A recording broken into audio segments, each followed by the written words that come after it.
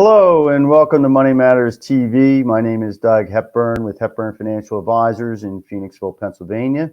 I'll be your host today. We offer securities and investment advisory services through Cetera Advisors, LLC, a broker-dealer and registered investment advisor, member FINRA SIPC. Cetera is separately owned from any other named entity. I'd like to welcome my co-host today, Ken Jordan. Ken, what's new in your world? Doug, how are you? What's Great, new thanks. in my world? Well, it's an interesting time in the mortgage business for sure. It always is. Every month it's an interesting time because we It keep seems seeing like I rising leave that rates. every time, but this time I mean it. The industry, is experiencing a 50% reduction. Going from a $4 trillion industry down to a $2 trillion industry. Wow. Just this last month, we saw obviously an increase in interest rate to interest rate 20-year highs, and more importantly, mortgage applications 25-year lows. So companies are all really looking for ways to navigate these waters and find a way to bring more value to the marketplace so that they can kind of grab or obtain, earn as much market share as they can, because everyone's looking for a bigger piece of a smaller pie right now. Now, when you say, companies are looking to add more value, you're talking about the mortgage companies, you're talking about the real estate brokers, or everybody? I think that speaking for the mortgage side of the equation, I think that companies are looking for ways to streamline their expenses while not taking away any of the services and support that they give their originators who are out there on the street developing the relationships and writing the loans. I think originators are working harder than they have had to in the last couple of years to support their referral partners and educate their client base on mortgage types, mortgage do's and don'ts, how to navigate the transaction so that it's effortless. So I think that for the last couple of years, those muscles like kind of atrophied, and now we're seeing a lot more outbound calling, and we're seeing a lot more looking for ways to help people more proactively. Wow. So I hate to put it this way, but it sounds like people have to work harder now for the business. Is that right? If you were around in this business in 2008, then this shouldn't be anything you haven't seen before. Okay. But if as an originator who maybe entered this market in the last, let's say, 36 months, it's unrecognizable. And hard work pays off, and now is the time where you got to put in the hard work. I heard a great analogy. Football players would play on Sunday for free. They don't get paid to play on Sunday. They get paid to do the training. They get paid for their their studying and all that stuff. And right now, as an originator, you're putting in the work. You have to put in the work if you want to stick around. Yeah, no, that makes a lot of sense. And again, this is we've heard this for the past couple of years. The impact of a pandemic and shutting down the economy and what it does to all sorts of businesses. But between the shutdowns and easy money, now inflation and rates going up, it's just sort of made things challenging. I want to pivot, because one of the things I know you principally work in the residential marketplace. Correct. But I read an article recently about, and we've talked about this previously, about how the work from home is causing a lot of companies to rethink their strategy, whether or not they're going to have office space, and whether or not there's going to be a reduction. I saw some figure that we may see an 20% reduction in the amount of occupancy for commercial real estate, and that has the potential to have a big impact on the market. Particularly, and this article I saw was saying that there's a lot of family offices, private equity that's looking to snap up distressed real estate or distressed loans, because you see a lot of leases and loans coming due, and so companies are going to be renegotiating that. And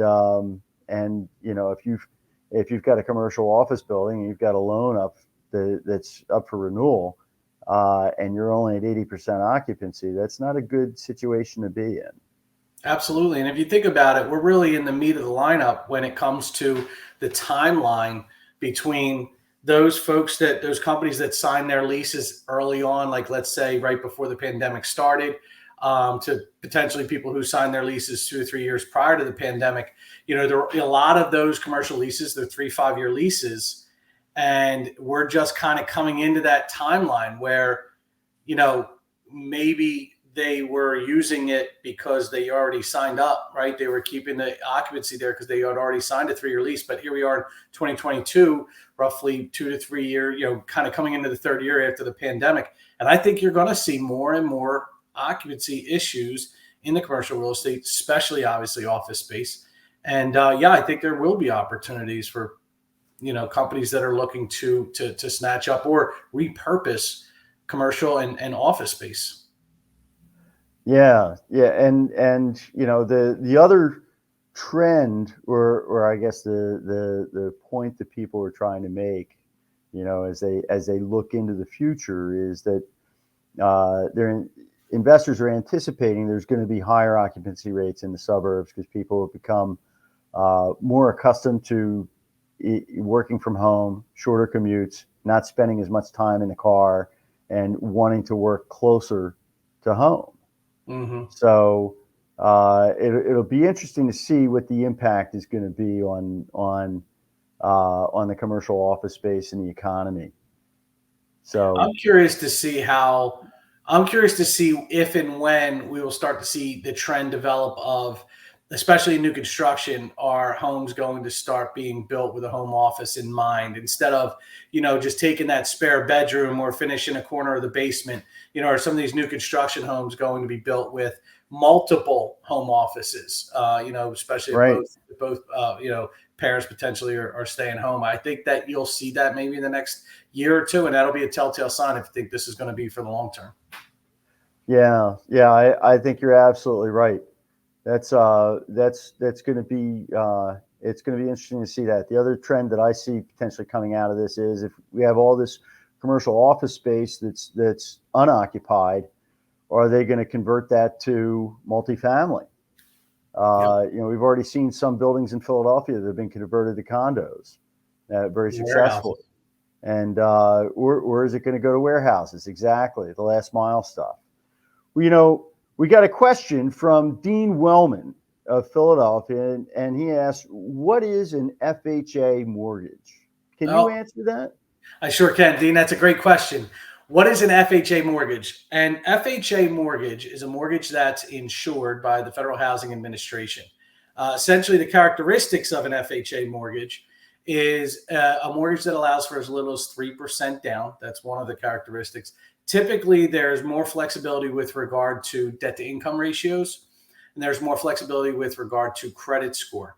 FHA mortgage is a very common mortgage for first-time buyers, primarily due to the fact that you only have to put 3.5% down.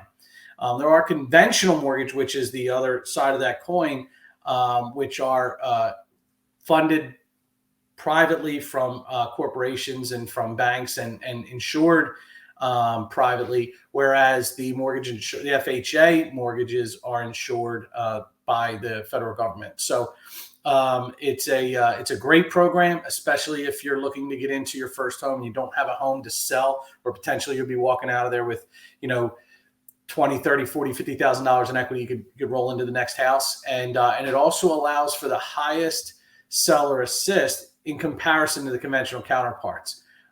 So it's a great product, and a lot of people take advantage of it. That's good stuff, Ken. I guess right now the biggest challenge is trying to find a house that's affordable you can buy. Yeah, absolutely. Unfortunately. Well, here's how to get your questions answered. You can have your questions answered on Money Matters. Please go to our website, money-matterstv.com. On our homepage, click on the banner on the right that says Send Us Your Questions. While you're on our website, you can find information about our host and guests, as well as show notes and links about this show and past shows. Money Matters is also available as a podcast on iTunes and Stitcher, so you can listen to Money Matters while you're on the go. That website address, again, is money, M-O-N-E-Y, -matters, M-A-T-T-E-R-S, TV.com. So, in continuing with our theme of the impacts of the pandemic that we saw for over the last 2 years, one of the things that we noticed is that, or a lot of people expected, was to see people retiring at a much earlier age, either accelerating their retirement because of the pandemic or changing careers. And the U.S. Census Department just released a survey that asked people whether or not they did accelerate their retirement because of the pandemic. And surprisingly enough, there wasn't a big shift.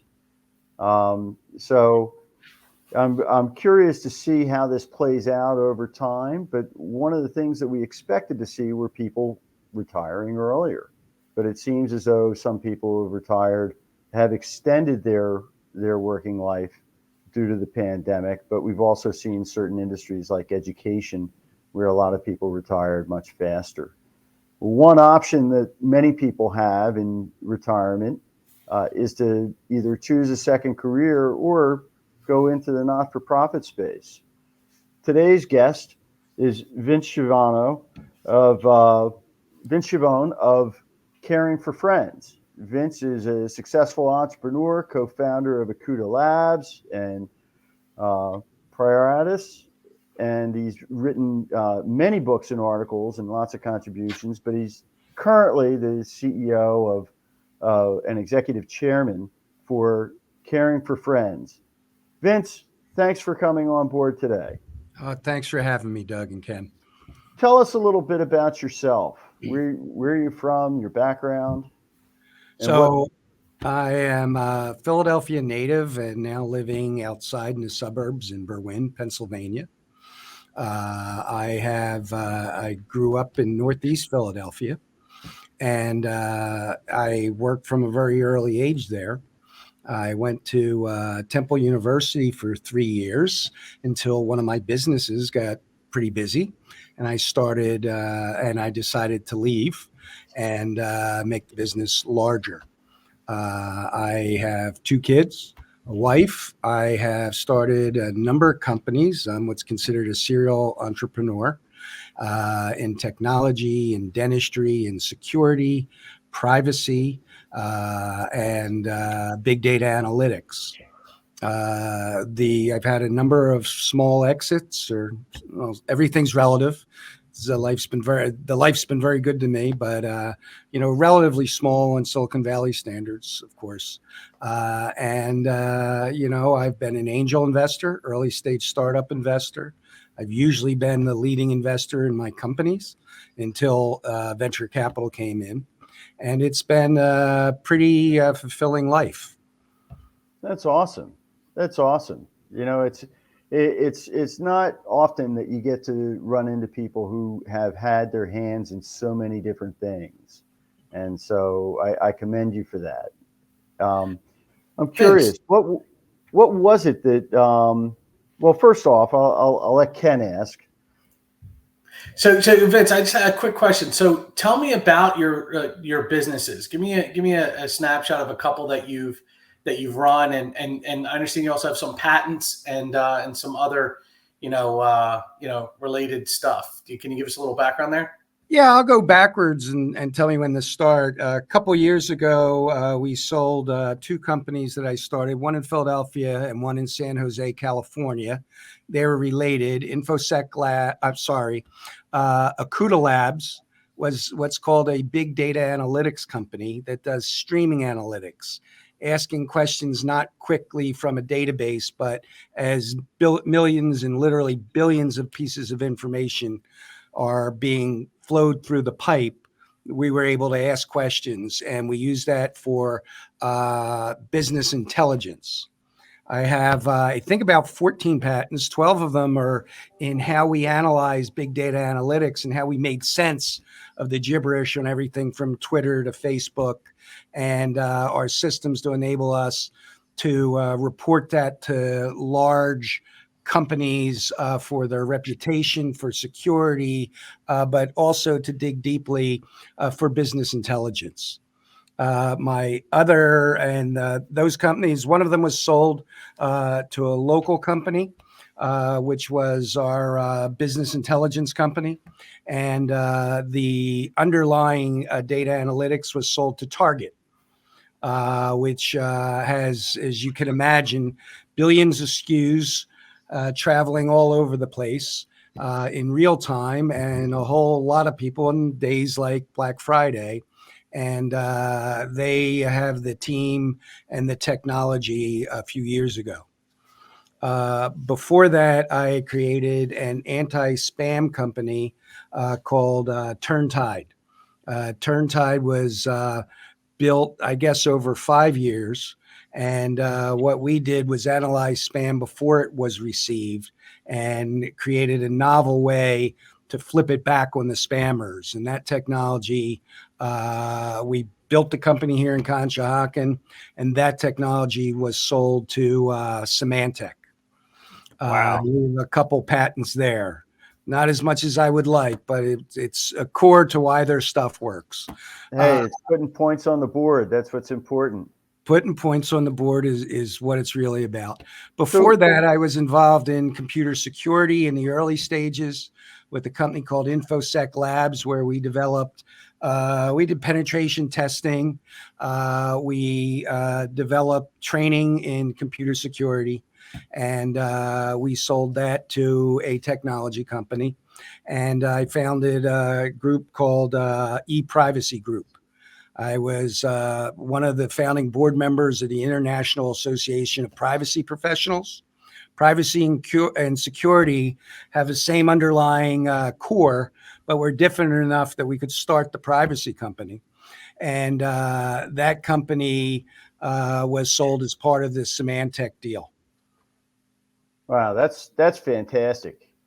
So, you've obviously got a fascinating background, and I can see that there's a creative aspect to you because you've got all these patents, but you've also got the entrepreneurial and, I guess, management aspect to you. What do you see as the keys to your success as a business owner, and what qualities are important? Where did you find success? So a couple things, I found it the way my grandfather taught me is always work harder and deeper than others, harder and longer. Do your research. I have on my wall at home a Leonardo da Vinci quote, which was one of his mottos, called "Ostinat rigori," and that is obstinate rigor. So if you're going to go in and start a business, you really need to know everything about the space, everything about the competitor with a clear eye. As everybody who's an entrepreneur and starts a business, we all have our strengths and we all have our weaknesses. All right. So the creative side is one of my strengths. The sales side, because everybody sells and nothing happens until you do.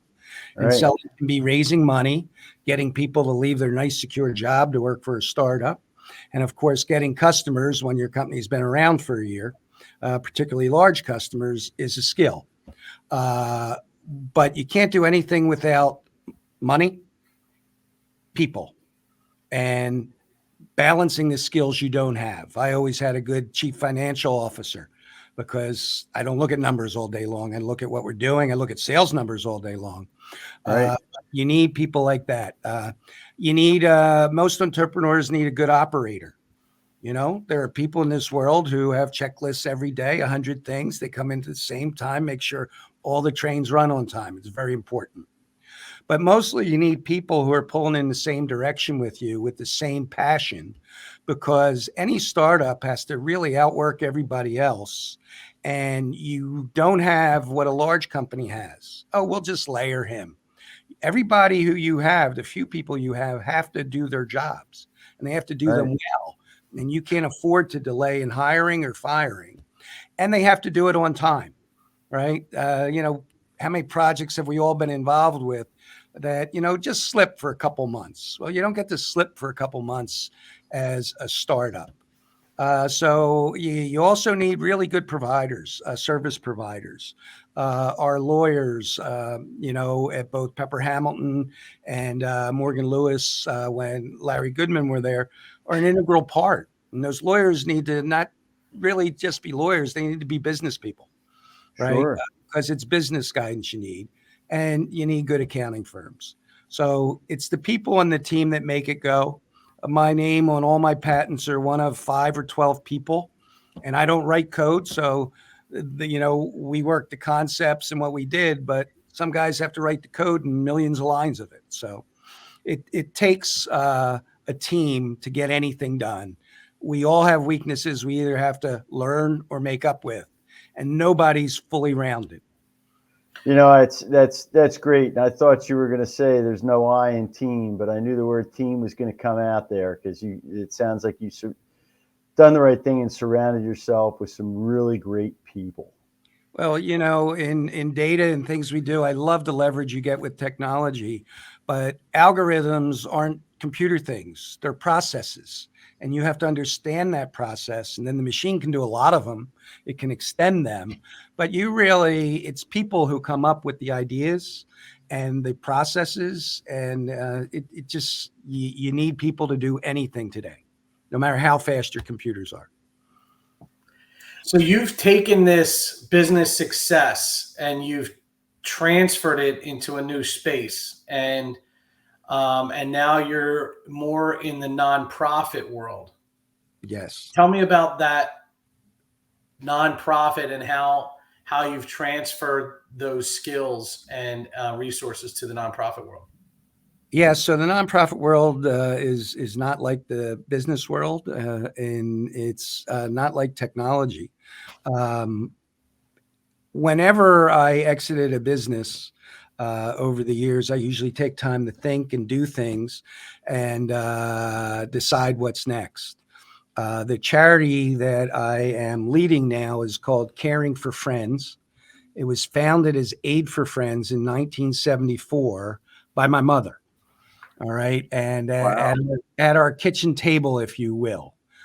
She did not have business experience. Her mission was really simple: to bring food to homebound seniors, the disabled, to help food cupboards, and to help the homeless.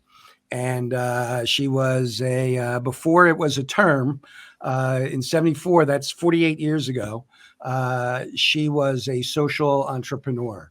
One woman in our home in Northeast Philadelphia, had a very simple concept that no one should be hungry or alone, because both are devastating, in a world of caring people. And mom always led first. The first meal was made at our table. And every night she made meals for the seniors that she visited. And she visited people once a week. And then she got, the social network, if you will. People in our community, people at our church, people in the area. And it has grown over the years where the organization has existed for 48 years. It's a volunteer organization. We have a tremendously small staff, less than 30, right? But we work with 200 food cupboards, 200 Wow. plus places that make meals at home. We have a commercial kitchen. And, I say now, and, I think I feel her smacking me in the side of my head sometimes, that she was right. The world is full of caring people. And, COVID really showed that to us. So Yeah, that's a great story, to hear that the passion that she had for helping people is something that you've been able to pick up the baton and run with it. I think that's great. What about, are there a lot of differences between running a not-for-profit and a for-profit entity? Yeah, so it's very interesting. The first thing I really want people who may be retiring or have some time to know is that it's tremendously fulfilling. The pay's not very good. Volunteer pay's not good. The few employees we have, it is not like in the commercial space. But the volunteers really give you energy because they care. They come in, they work in our kitchen, and they make thousands of meals in a night. They deliver food to seniors who have nobody, and they thank us for that opportunity to volunteer. And then, of course, the people you serve are very appreciative because, we live in a world, all of us in industry and business, where we really don't worry about money. We don't know what it's like to be hungry past, it's 6 o'clock and I didn't have my steak. I mean, we don't know what it's like to have to choose between medicine, heat, electricity for heat, gas. I mean, it's really horrible for seniors, especially today. But the transition, you need to understand that, it takes a lot to do it. Just like a startup, most nonprofits are underfunded, understaffed, and overwork, and can't just say, oh, we need to not feed homeless this month, or not, let's cut back the number of seniors we feed because nobody's there. But you talked about how the world's changed a little under COVID. One of the reasons I think we have not seen many retirements, we have seen some, is because many people got rid of the 2-hour commute. Right? Yeah. They don't want to go back. That's why it's empty. And, working from home and, taking a break and eating with your wife or petting the dog is what a lot of people like to do. And that's actually increased the people who volunteer with us because they find they have many more hours in a day and they want to give back. When we were founded, and it's really great about business, when we were founded, most of the volunteers came through faith-based organizations, like churches and synagogues, or community organizations like Rotary or the Red Hat Ladies. Right. Today, many of our volunteers are corporations, right? It could be Blue Cross, it could be Acme, it could be Comcast. I mean, all these organizations give their employees a way to give back because the people want to be engaged in things like this. Sure. So, Vince, in the last minute, can you tell our listeners how they can get involved? Yeah. So now we have some real challenges this month. As you know, people aren't donating as much when their portfolios are down. So the first thing is they can go to caringforfriends.org. That's caringforfriends.org, our website, and look at many ways. We need 3 things to exist and take care of the needs that are expanding, right? We need donations, whether you do a regular recurring donation, a donation of stock. We need dollars for our little job in the middle to buy things like diesel fuel for our cold storage and our transportation, which has gone up tremendously. Our staff and insurance costs have gone up. Number 2, get to know us and volunteer. You can volunteer. We have programs that we bring to corporations. We can volunteer in our offices in Northeast Philadelphia or our community kitchen in Northeast Philadelphia. We can also volunteer in a location in Delaware County, in Essington, or volunteer virtually with virtual food drives. And then the third thing is tell your friends once you experience it. It really feels good to help other people. That's awesome. And we'd appreciate it. Cool. Yeah. Well, Vince, thank you so much for joining us today. I think this is an important part of everybody's, should be an important part of everybody's long-term plan, and is giving back when they have that opportunity. And we appreciate you joining us today on Money Matters TV. Ken, thanks for being a co-host today. You bet. And we invite you back to our next program, which is going to have Garrett Sorensen, MBA, CFP, and CEPA of Markham Wealth. We look forward to seeing you then. Thank you very much.